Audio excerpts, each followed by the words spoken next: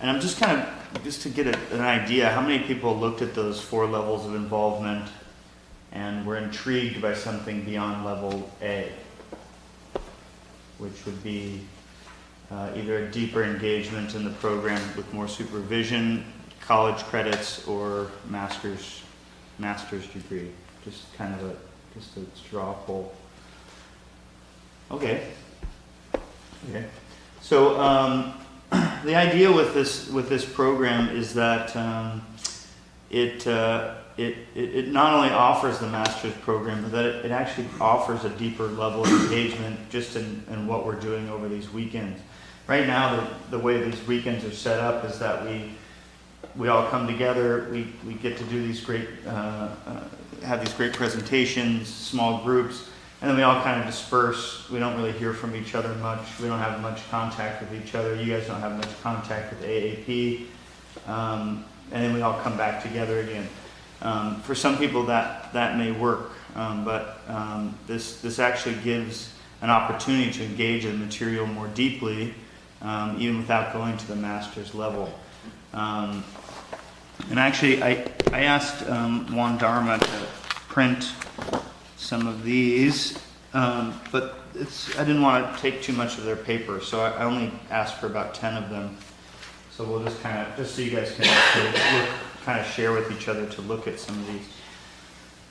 So starting with level A, like I said, level A is really just kind of what we've been doing for the last couple of seminars. Gabriel, what are you handing out? This is... So now people are looking at that rather than listening to you. Yeah, I'm coming right to it. Level B offers, like I said, this deeper level of engagement, and this document that I'm handing out provides a structure for that deeper level of engagement. So the way that this extra supervision works is that you're able to outline what you're doing over about a 4-month period, which is call that a semester. You're able to outline generally giving yourself kind of a description of what you're going to be working with, a series of learning objectives, really breaking down within this semester what you're going to be delving into. There's creativity involved in this. Some of it you may say I'm going to go into very deeply. Some of it I'm just going to really be exposed to. Now that it's kind of come around, we're sort of to skip that first page. That's really just information. Going to the second page there, at the top you have a course description. So this course description is a way for you to really describe what this semester is about. AAP actually kind of hand delivers this to you. This is something the presenters are working on for each seminar, and you'll have a structure for that. But there's creativity. You can actually change this or add more to it if you want to change how this semester is going to look for you. The second part there. When you say semester, you mean the seminar? Yeah, I say semester because the seminar is a piece of the semester, which is really about a 4-month period from one seminar to the next. Because that's the time it's a great question, thanks for asking. It's a time when that's the time that you're really engaging. You're beginning something here, and then you're continuing it on until the next seminar. The next point there are the objectives. So this is a way for you to outline, detail how you're going to get into each of these, how you're going to get into the semester, how you're going to really explore these topics. As you can see there, I actually did delineate it as thoroughly investigate and exposure to, because there's so much happening in these semesters. You don't have to go deeply into every bit of it. You can really choose what's interesting to you. And some of that will eventually actually lead to a final project for people wanting to do a master's program, and I'll come to that in a minute. Again, there's a lot of creativity here, and AAP kind of hand delivers this stuff to you. We're required by our NBCC to offer continuing education hours to really be specific about this stuff. So we will be specific about it. You can take some of the stuff we've already written, change it as you want. This is your personalized learning contract. Activities, that's where it starts to get much more individualized, and really it's really mostly your creativity. So some people have actually already come up to me and said, I've got this idea, I've got this way that I want to start to engage in this material in my community, or within the program where I work, or within some of the art that I'm already engaged in. That's where these activities really come in. So this is where you're talking about, this is what I'm doing. This is what I'm going to be doing over the next 4 months. Some of it is, you're already doing it. You're doing it right now. You know, attending these seminars is an activity, a part of it. Being engaged in these seminars. Some of it you'll get to co-create with other people. We could... the California group actually does a phone call, a weekly conference call, monthly conference call? Every 2 weeks. Every 2 weeks, where they're keeping their learning process going. That's an activity. Attending lectures or other seminars, attending the Parliament of World Religions, things like that could be other activities, ways that you're engaging with the material. But what you're doing here is you're creating a set of goals for yourself to be working on throughout that 4-month period. Going into the next one, materials and mediums. AAP's sending out more and more reading materials that relate to each seminar, and that helps with this process. Some of you already have reading materials that you have used or will continue to use or may reinvestigate, and that works here. But this is just a place for you to really outline the materials you'll use. As you see, I do it in APA format because everything that I really recommend this. Anything that you do along this process can be building towards a thesis or a academic paper, and so you can already start doing that by putting stuff in APA format. So collecting books. Mediums of evaluation is probably the most fun part of the whole process, because the mediums of evaluation or mediums of demonstrating competency is actually, that's what you produce. That's what you're going to be producing within a semester. Right now for the master's level, we're asking you to do 3 academic papers. That's a real minimum for a master's level work. I might recommend more if you're really wanting to be a part of mainstream academia. If you're going to want to do a lot of writing in the future, I would recommend more. But right now, the writing papers, APA papers, is a small part of it. The rest of it, there's a lot of creativity there, ways to demonstrate knowledge. I might look at some of these just because some of these are the ones that I like a lot for myself. So continuation of the main lesson plans is a great way to demonstrate knowledge. You're able to do a set of reading, participate in these seminars, go to another seminar like the Parliament of World Religions, go to lectures in your community, and journal in this artistic way.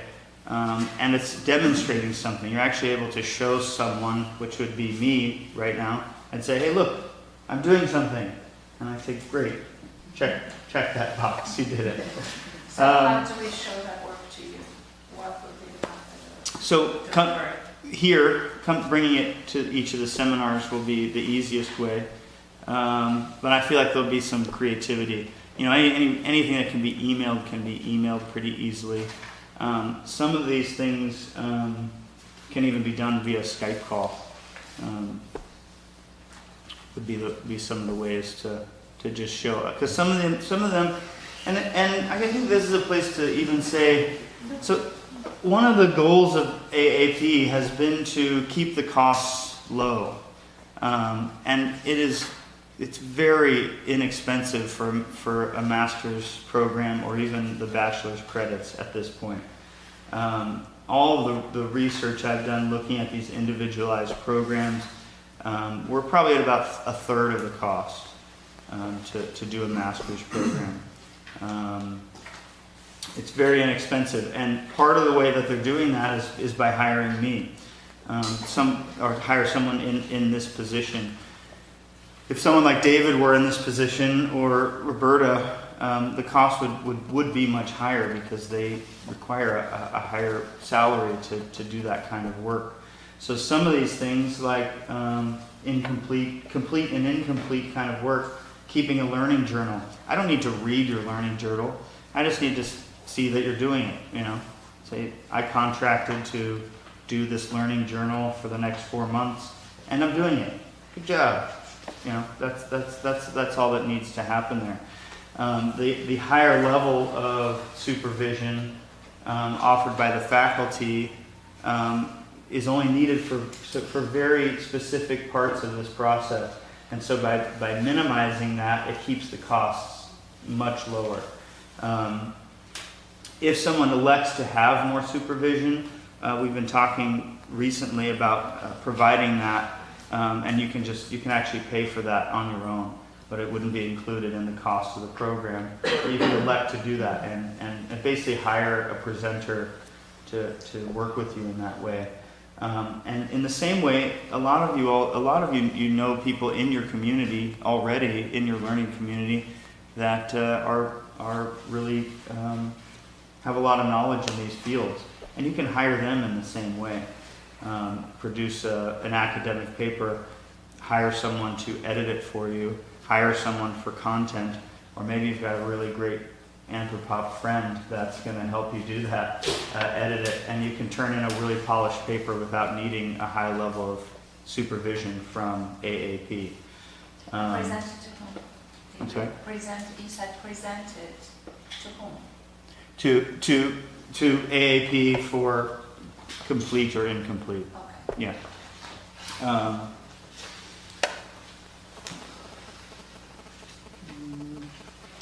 Yeah, another one that I like, I don't know if you guys looked at some of those mediums for demonstrating knowledge, but there's a process of writing a reflection paper that can be very helpful for if you're going to write a thesis at the end of your process. A reflection paper, again, is something pretty simple that's complete or incomplete. You're essentially reading a chapter or a series of chapters, writing a summary, maybe writing some questions you have or some ways that you relate to it personally, even summarizing it to some degree, maybe even picking out 6 or 8 quotes that really spoke to you. I would include in that reflection paper an APA version of the book itself, and you're essentially taking notes for an eventual master's degree. But it's a way to, again, demonstrate, I've been reading these books, I've been working with the material personally, I've been selecting quotes from this reading, and say, look, I'm doing something, I'm doing the work.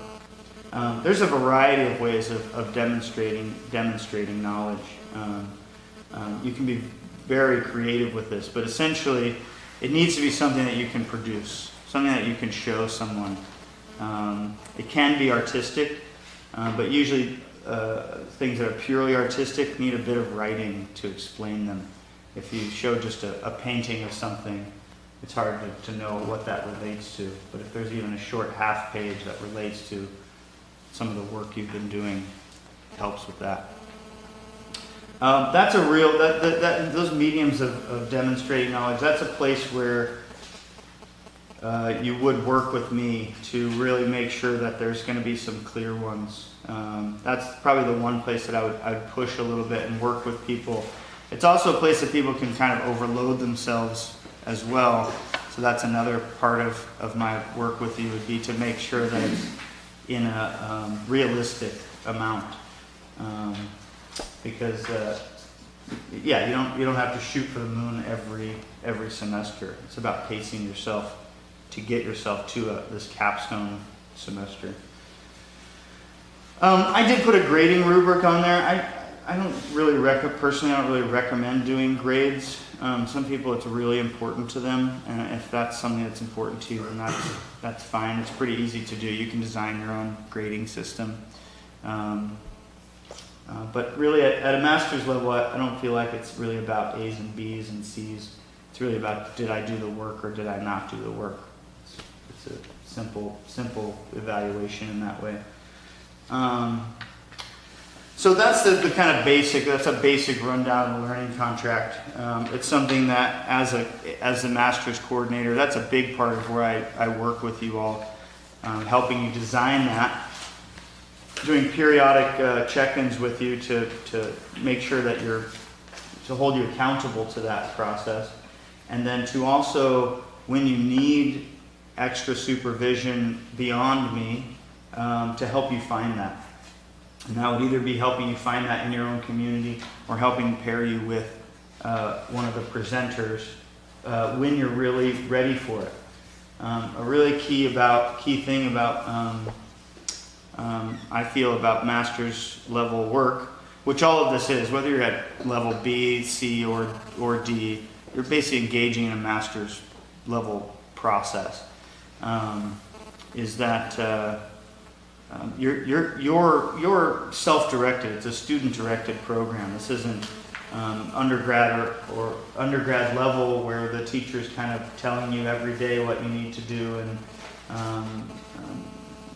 giving you grades along the way, writing assignments on the board for you to do and telling you every week. This is a program where, master's level work is where it's really student directed. You're in charge of the whole process, but there is someone in my position that's there to help guide you along the way. And then when you get to a certain point, when you've really polished a paper to a place where you're feeling really proud of it, ready to almost, it's done in your eyes, that's when you call in somebody that's at a higher level to really take you that very last step. It's a time to really use your peers as well. So rather than going to your professors to help you brainstorm a paper idea, you can do that within your learning community, within your peers, or with someone at my level. And then again, once you sort of get to a really polished step, that's when you bring in your the higher level supervision. So kind of going back to those different levels of A, B, C, D. Even at level B, this process, as you can see, is a way to help you engage more deeply in the program. Gets you linked up with your peers in a different kind of way.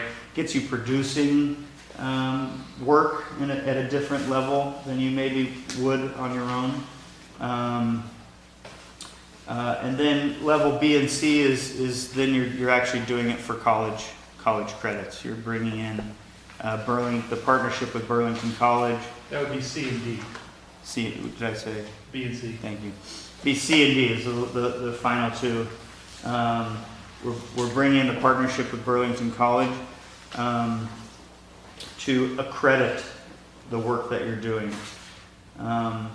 And even if there's a slight possibility that in the future you may be working towards some degree process, I highly recommend engaging at that level.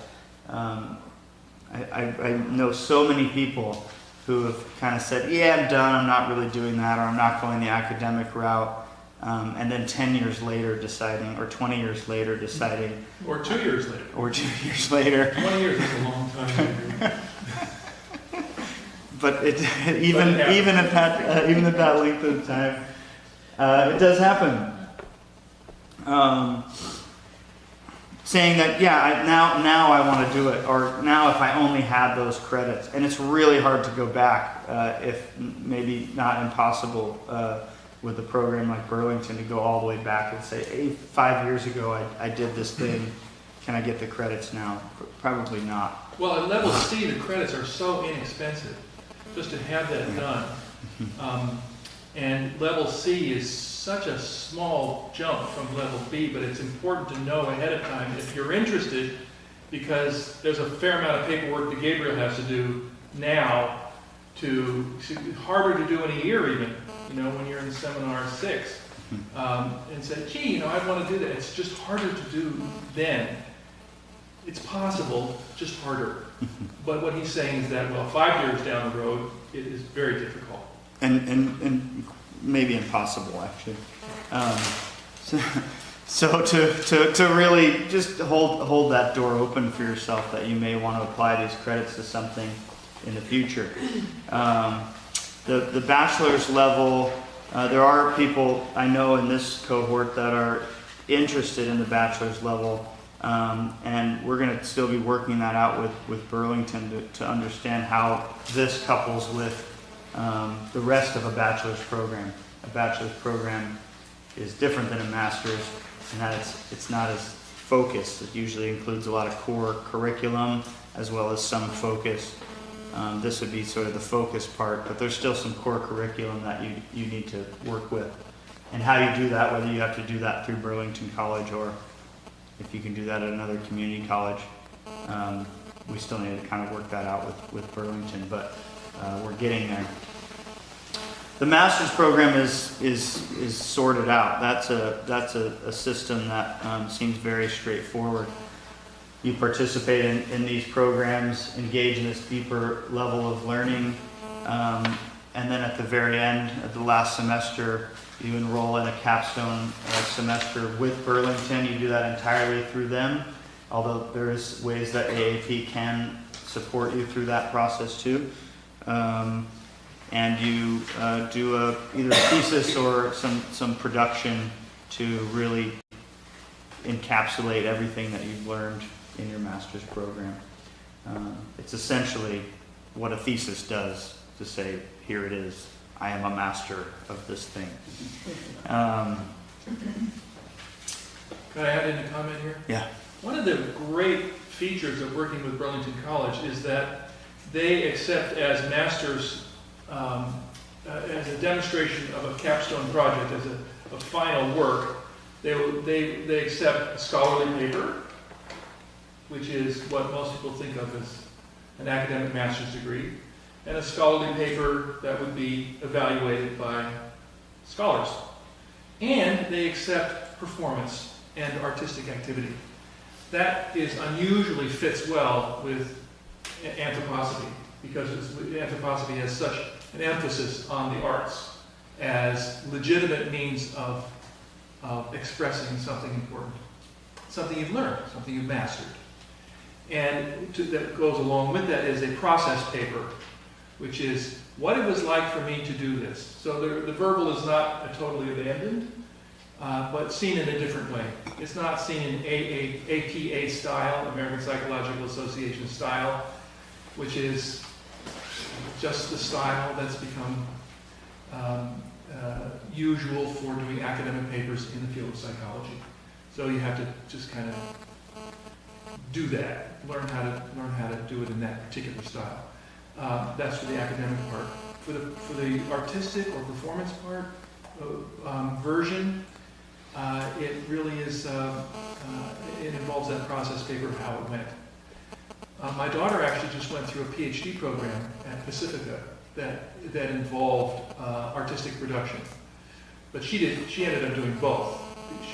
Her process paper turned out to be a thesis with footnotes in the APA style too, but it was interspersed with her artistic production, 30 watercolors, and it was exquisite. They fit together so beautifully, and I'm really happy to see that that's accepted in some places in the world, because it should be. Good. Gabriel, I have a question. Sure. If I were to go for these credits, do they apply only on a master's level, or is it something I could say if the PhD became possible? I already have 2 master's degrees. And if I were to further myself professionally, it would be the PhD that would make a difference, not as a 3rd master's degree. Burlington doesn't offer a PhD right now. And so I think what you would need to do is look at some different PhD programs and see if they would transfer credits from Burlington College. Because essentially from this program you get 27 from AAP just attending these seminars and engaging in this process. You end up with 27 master's level credits through Burlington College, and those may be transferred into another program. Okay. A lot of accredited But I would programs. have to look into that. You would have to look into that, but I'd be very interested in that process and Yeah. see what I could I mean, find with because you. as far as Roberta knows, I'm already engaged in a pretty huge project. You've only seen the first part of it, which I would hope would count. One of the options for you with the PhD is to check out the University of Marion, Minnesota. They are also working in some similar ways that Burlington College is, and they do offer a PhD in the field of psychology. It might be human development, but I think there's also another one. So maybe I could talk to you about that Yeah, later. so they're to be active in what Gabriel is suggesting, that you see if there is a university out there, which I would, I know of them, but I would suspect that there are others too, because this is a change that's occurring, isn't it, at the academic level? Oh, yeah, these changes are rapid and Yeah, happening all over the place. yeah. So that's a good point. Yeah, Encourage because if I'm going to you to put the pursue it. work into it towards getting, I want to do the work at a deeper level anyway. Sure. But if I'm going to put the work towards getting credits, that's where I like it. You'd like them to apply to that. So I'm gonna, Just one more moment. And with the dissertation, or with the doctorate, which you may already be aware of, going back to a comment that Gabriel made about the bachelor's degrees, is you're going to be required, of course, to put in core courses to complete them. But to supplement these 27 credits would be to your advantage. is anyone else at that doctorate level that would be interested in going to that place right now? All right, well, I'm gonna set up some shorter meetings, and maybe we should sit down and brainstorm some, and maybe even Roberta would sit down with us for that one. This is also sort of interesting. Yeah, okay. Explain. Yeah. Just to, be clear, we're on our third seminar now. Yeah. Burlington is going to accept the seminars we've already done as well. So it'll be a version of this, because ideally what I would like to help you all have for your 9 seminars is essentially a full showing of everything that you've learned through AAP that you'll be able to show to Burlington College. That'll really go through and show the courses, the objectives you've had, the ways you've demonstrated knowledge. It's actually much easier for this group than for the California group that's a bit further into the series. They have to go back quite a ways, but to do 2 or 3 of these for this program and back shouldn't be too difficult. And it actually, again, it brings the cost down, because you won't, as far as I understand right now, we won't charge the full fee through AAP for the extra supervision For seminars that have already happened. for seminars that have already happened. Great. So do you want to set up one-on-one meeting times with people? Because people will have unique questions, relating to their specific situation. Yeah. Can I get an idea of how many people might want to do some one-on-one meeting times throughout the time? 1, 2, 3, 4, 5, 6, 7.